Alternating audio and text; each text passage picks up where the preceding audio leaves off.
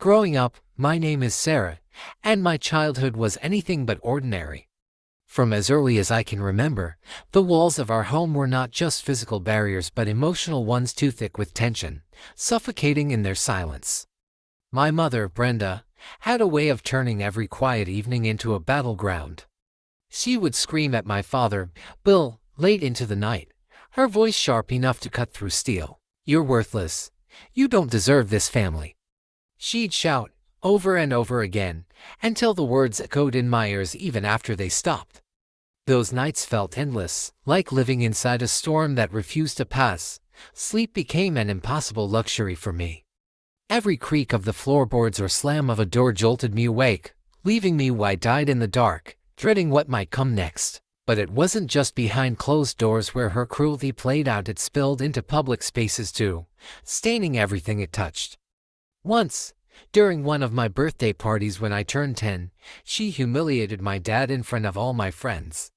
"This man couldn't afford you a proper cake," she sneered, pointing at him as if he were some kind of criminal. The laughter of my classmates froze midair, replaced by awkward stares and whispered pity. I wanted to disappear, to sink into the ground and never resurface. Instead, I stood there, frozen, clutching the cheap plastic plate with its supermarket-bought dessert, feeling like I didn't belong anywhere, not even in my own life. And then came the divorce, a seismic shift that cracked open whatever fragile piece we had left. After Dad left, things only got worse. Mom seemed determined to erase any trace of happiness from our lives. She fired the housekeeper who used to help around the house, claiming we didn't need her anymore. But what she really meant was that I didn't need her. I was now expected to fill those shoes. At 12 years old, I became the maid, the cook, and the caretaker all rolled into one. Every day felt like climbing a mountain without end. Laundry piled up endlessly, dishes overflowed the sink, and grocery shopping became my responsibility. If I forgot something or worse, dared to complain, her wrath knew no bounds. "Do you think I'm made of money? Do you think I have time to clean up your messes?" She'd snap, throwing whatever object was closest in my direction. Then, a few years later, Tom entered the picture, a contractor in his early 50s with a steady income and a calm demeanor. To outsiders, he seemed like Mom's fresh start, but to me, he marked the beginning of my invisibility. Once they married, everything shifted. They had Jake, and suddenly I felt like an afterthought. Fancy dinners were prepared for Tom and Jake, while I scavenged for leftovers or went hungry. The fridge rarely had food meant for me. Tom tried to be kind initially, but it was clear where Mom's priorities lay. Jake was her golden child, and I was merely a shadow in their new family dynamic. Over time, resentment grew within me. Watching her dote on Jake while neglecting me completely broke something inside. It wasn't just emotional neglect, it was practical abandonment. My room became my sanctuary, the only place I felt safe from the growing tension. Meanwhile, Mom acted as though marrying Tom had solved all her problems, ignoring how fractured things truly were within our household. She painted herself as the victim of Dad's abandonment to anyone who would listen, despite him still paying child support and visiting when he could. For me, life at home became unbearable, a toxic mix of neglect, manipulation, and guilt trips that left me questioning my worth every single day. The day I turned 17, my life shattered into a million jagged pieces, each one cutting deeper than the last. It wasn't just any ordinary Saturday. It was supposed to be a quiet afternoon after hanging out with friends. But fate had other plans for me that day, and it came in the form of betrayal so raw and cruel that even now, years later, I can still feel its sting. When I walked through the door earlier than expected, something felt off. The house was eerily silent, like the calm before a storm. My heart began to race as I called out for Mom and Tom, but there was no answer. Then I heard it, laughter. Not just any laughter, but her laughter, the kind she used when flirting shamelessly with Tom. Except this time, it wasn't coming from their bedroom. It was upstairs, faint but unmistakable. I crept up the stairs, every step creaking beneath me like an accusation. The closer I got, the clearer the voices became. And then I froze outside her cracked open door, peering through the gap. What I saw made my blood run cold. My mother, wrapped in the arms of another man, not just any man, but Tom's boss, Richard. His name was. He owned the construction company where Tom worked, the same man who'd been over for dinner countless times, laughing at Tom's jokes while secretly eyeing my mom across the table. I stood there paralyzed, unable to process what I was seeing. They weren't just having an affair, they were living it, reveling in it, as if they didn't have a care in the world. And then Richard laughed, a deep, arrogant chuckle that sent chills down my spine. That laugh confirmed everything I didn't want to believe. This wasn't some fleeting mistake, it was calculated, deliberate. As I backed away quietly, trying not to make a sound, I accidentally knocked over a picture frame on the hallway table. The crash echoed through the house, and suddenly, both of them looked up. Their faces said it all. Mom's went pale, and Richard smirked like he owned the place, which, in a way, he did. "Sarah, wait," Mom stammered, scrambling to cover herself. "This isn't what it looks like." But it was exactly what it looked like. There was no denying it. I bolted out of the house without looking back, tears streaming down my face. My mind raced with questions.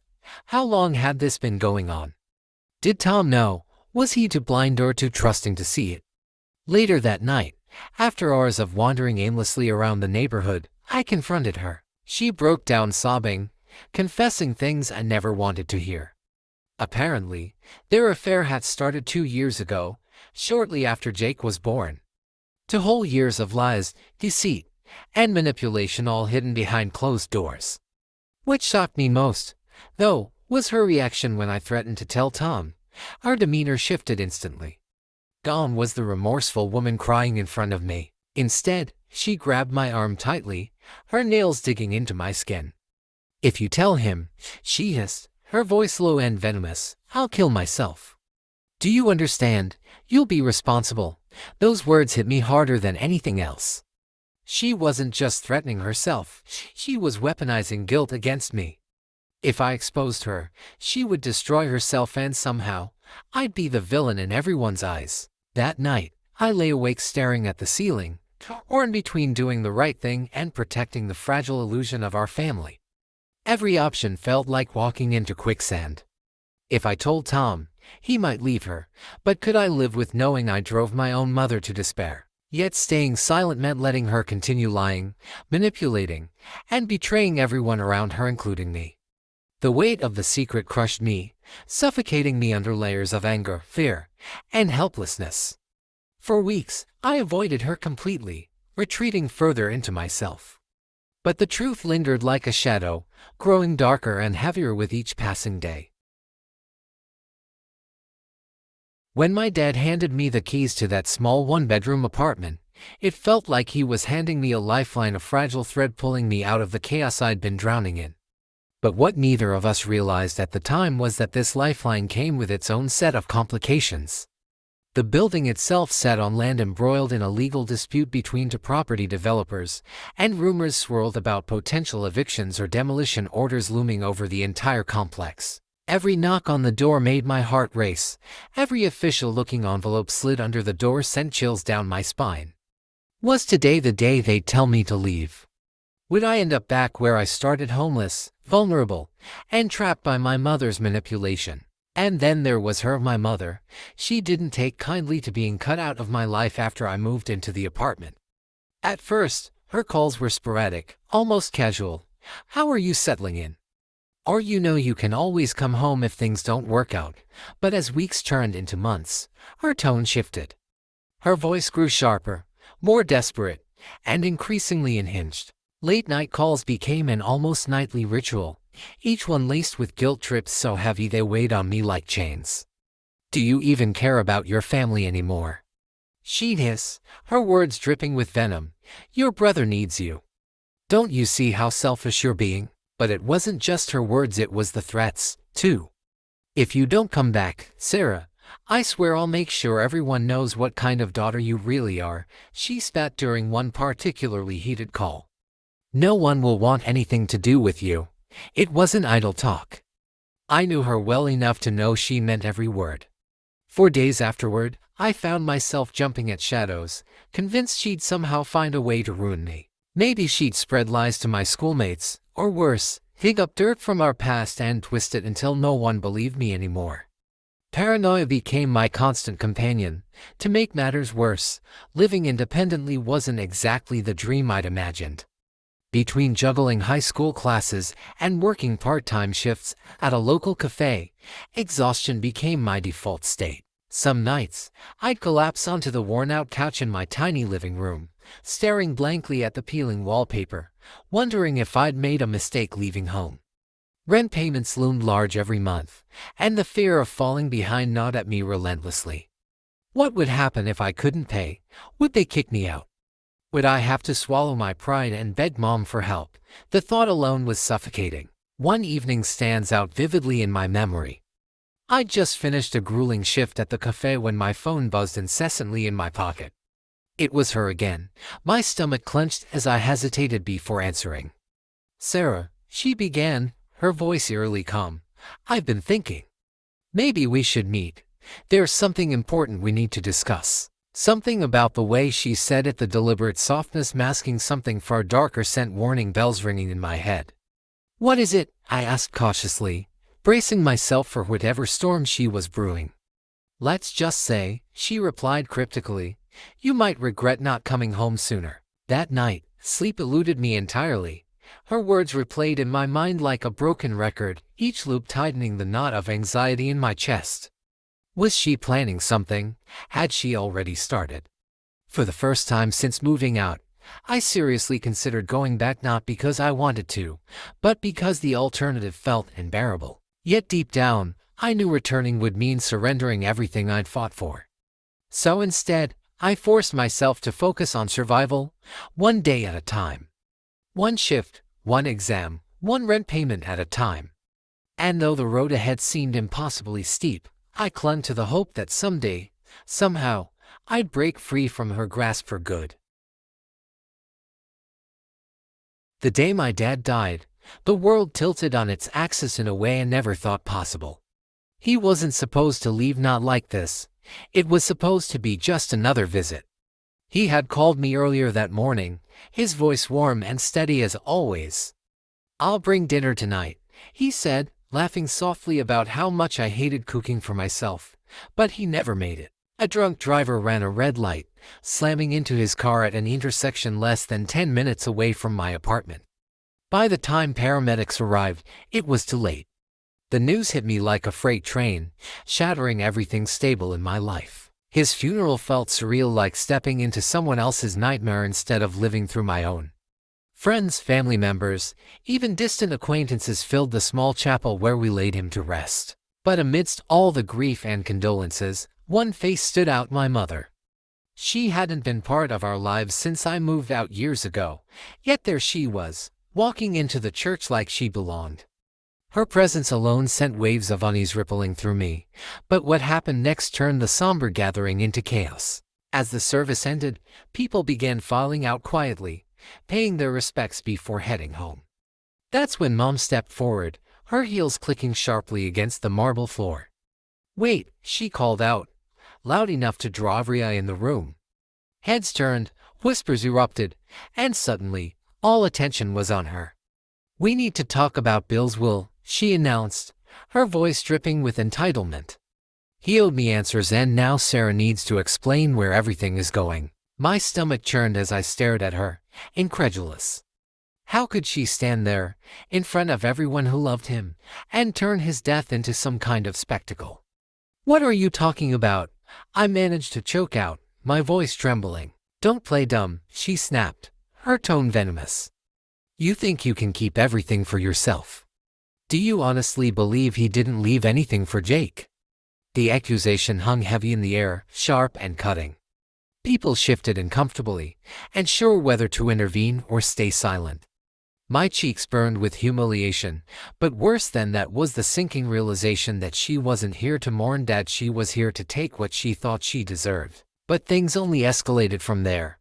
When no one responded, she pulled out a crumpled piece of paper from her purse, waving it dramatically above her head. "This is proof," she declared, though none of us could make sense of what she held. Then, without warning, she lunged toward me, grabbing my arm tightly. Where is it? Sarah, where's the real will? For a moment, panic paralyzed me. Was she implying what I thought she was? Before I could respond, Uncle Greg, a close friend of Dad's, stepped between us, prying her grip off me. Enough, Brenda, he said firmly, his voice low but commanding. This isn't the place for your theatrics. She glared at him, then back at me, her eyes blazing with fury. Mark my words, Sarah, she hissed under her breath so only I could hear. If you try to hide anything, I'll make sure everyone knows exactly what kind of daughter you are. And just like that, she stormed out, leaving behind a trail of tension thick enough to suffocate anyone still standing in the room. It wasn't until later that night, while sorting through Dad's belongings, that the truth became clear. His actual will, the one detailing how his assets would be distributed, was missing. Panic surged through me as I realized what must have happened. Mom had taken it during one of her rare visits months ago, hiding it to manipulate the situation after his passing. Without that document, proving his intentions would become nearly impossible. For the first time since losing him, fear replaced grief. If she succeeded, not only would I lose the inheritance meant for me, but Jake might also suffer because of her greed. This wasn't just about money anymore, it was about justice, about honoring the man who gave me everything. The moment I discovered what my mom had done with the apartment, it felt like being punched in the gut. But little did I know that her web of deceit went far deeper than just forging my signature and selling something that wasn't hers to sell. It turned out she hadn't stopped there. Oh no, this was only the beginning of a much darker story. After the sale, when I tried to contact my tenant to figure out why they'd received an eviction notice, I learned the horrifying truth. Mom hadn't simply sold the place. She'd orchestrated their removal herself. She hired some shady characters, people who looked more like enforcers than real estate agents, to intimidate them into leaving early. They showed up at the apartment one night, pounding on the door, shouting threats loud enough for the neighbors to hear. "You don't want any trouble," one of them growled, according to the terrified messages my tenant sent me. "Pack your things and get out before we make you regret staying." When I heard about this, rage boiled inside me. How could she stoop so low?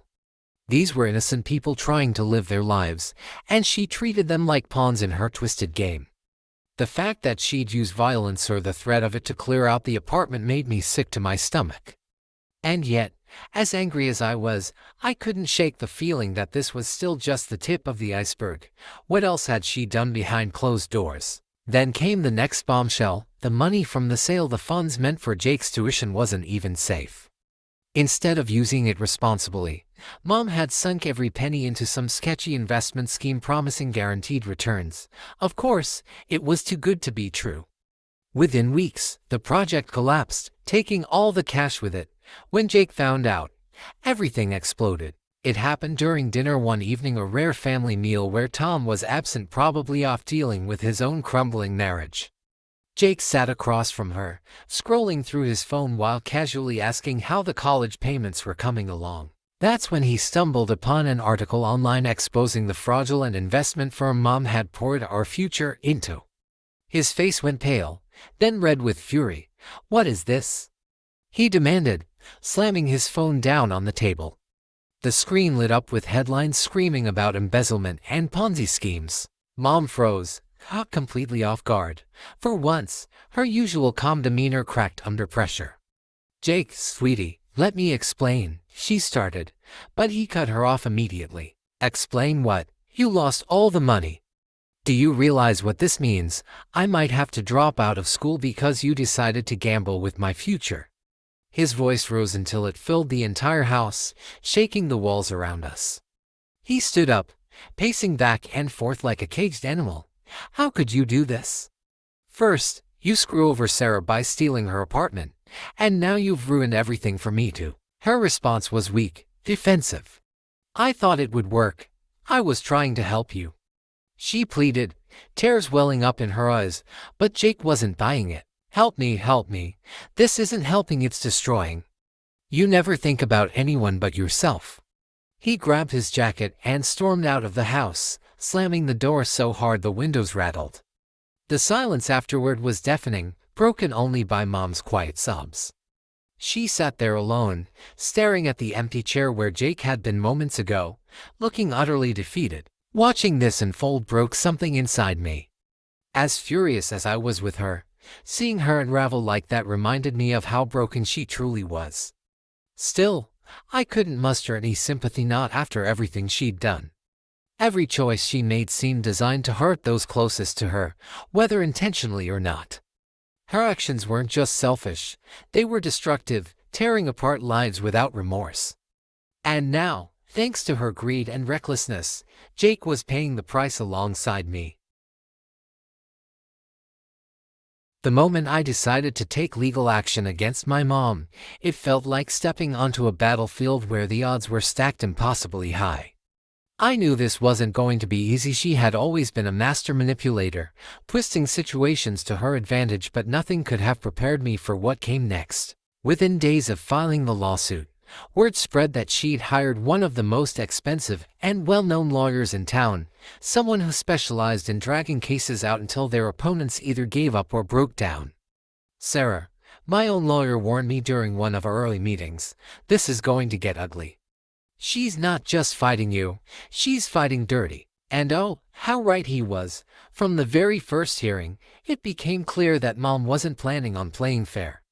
Her lawyer launched into an elaborate defense, painting me as an ungrateful daughter who had turned her back on family values. She abandoned her mother when times got tough, he argued, his voice dripping with manufactured sympathy. And now, instead of seeking reconciliation, she's chosen to attack the woman who raised her. The courtroom buzzed with murmurs as reporters scribbled furiously in their notebooks. Every accusation felt like a dagger aimed straight at my heart, but I refused to let them see me crack. But the worst part, the media circus. What started as a straightforward case quickly spiraled into a tabloid frenzy. Headlines screamed things like daughter sues mother over family apartment and betrayal in blood, the Sarah-Brenda feud. Reporters camped outside my apartment, shoving microphones in my face whenever I stepped outside. How does it feel to sue your own mother? They'd ask, their cameras flashing relentlessly. My phone wouldn't stop ringing, calls from unknown numbers, text messages demanding statements, even emails from strangers calling me selfish or heartless.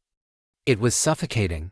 Some nights, I couldn't sleep, lying awake replaying every cruel comment in my head. Stress gnawed at me constantly, making it hard to focus on anything else. Then came the day of the pivotal trial, the one everyone had been waiting for. As I sat in the courtroom, gripping the edge of the wooden bench so tightly my knuckles turned white, I watched as Mom took the stand.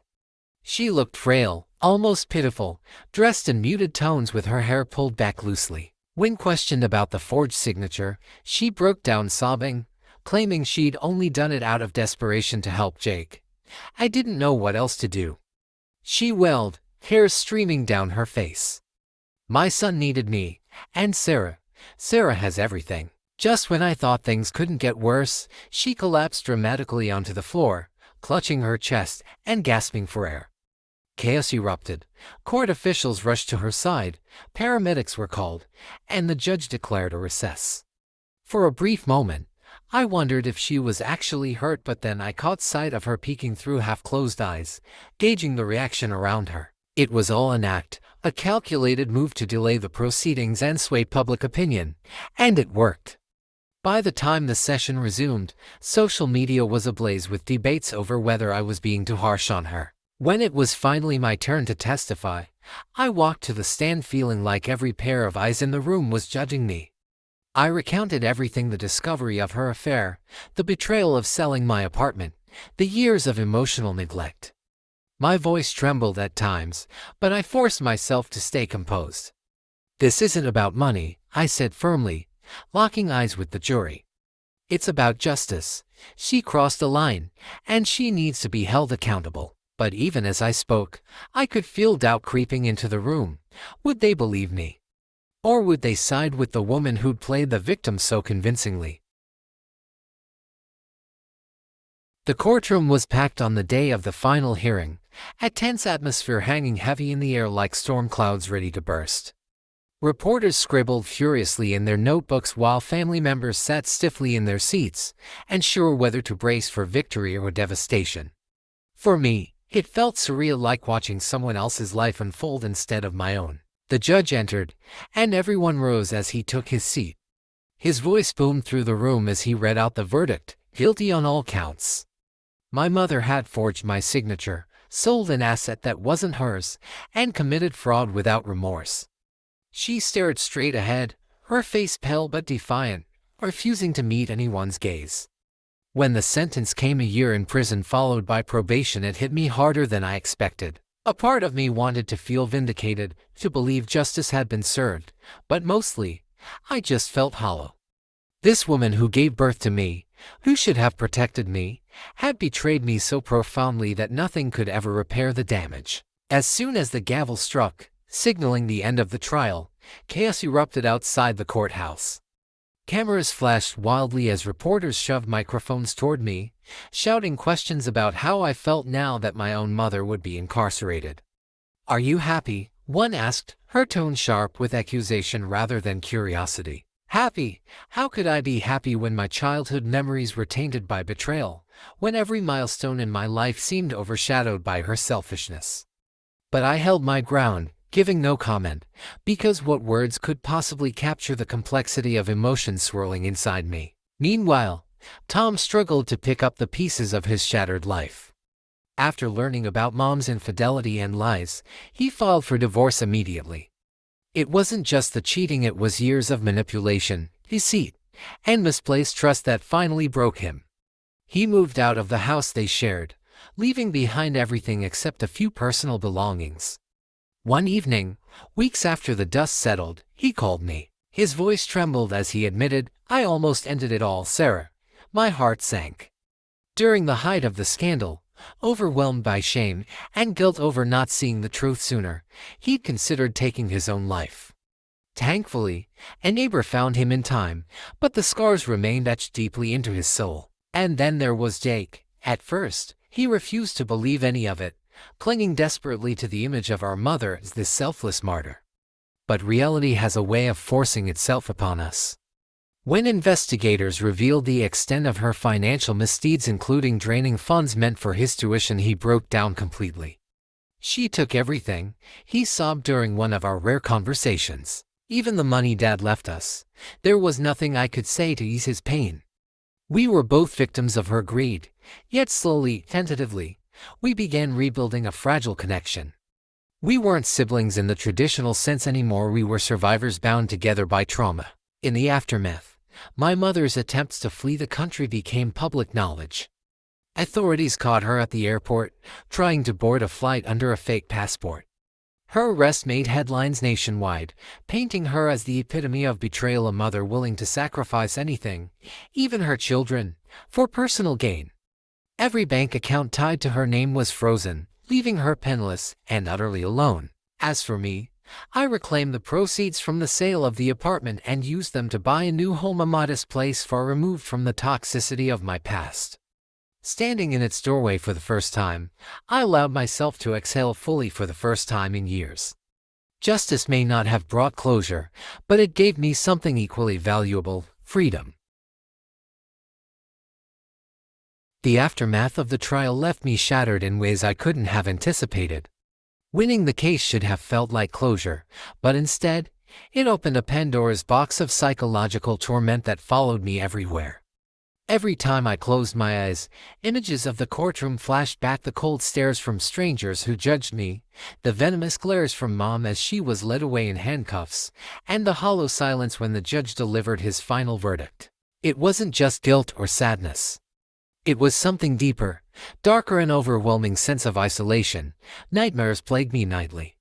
In them, I'd relive the moment I caught Mom cheating, her laughter echoing through empty hallways, or see myself standing alone in a crowd while people shouted accusations at me. Sleep became an enemy rather than a refuge. I tried to push forward, telling myself this was part of healing, but the outside world wasn't kind either. Within days of the ruling, anonymous messages began flooding my phone and email. At first, they were subtle cryptic texts warning me to watch my back, or emails calling me ungrateful and heartless, but soon, the threats escalated. One message read, "You'll regret destroying your own family," followed by another with a photo of my new house circled in red ink. My hands trembled as I stared at the image, realizing someone had been watching me without my knowledge. Fear clawed its way into every corner of my life. Even stepping outside felt dangerous. I started noticing unfamiliar cars parked near my street, their occupants lingering for hours before driving off slowly. Were they supporters of Mom, or worse, people hired by her during one of her desperate attempts to ruin me? Desperate for help, I sought therapy, sitting in that small, dimly lit office week after week. I poured out everything: the betrayal, the fear, the shame of being labeled a villain in headlines across the country. My therapist listened patiently, nodding occasionally as she scribbled notes. "What you're experiencing is trauma," she explained gently.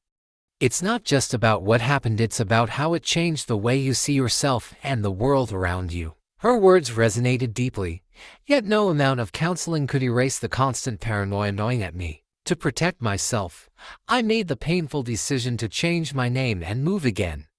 The media circus hadn't died down even months later. Reporters still camped outside my old address, eager for soundbites or photos to fuel their stories. Neighbors whispered behind closed doors, some sympathizing with me, others siding with Mom. I couldn't escape the spotlight.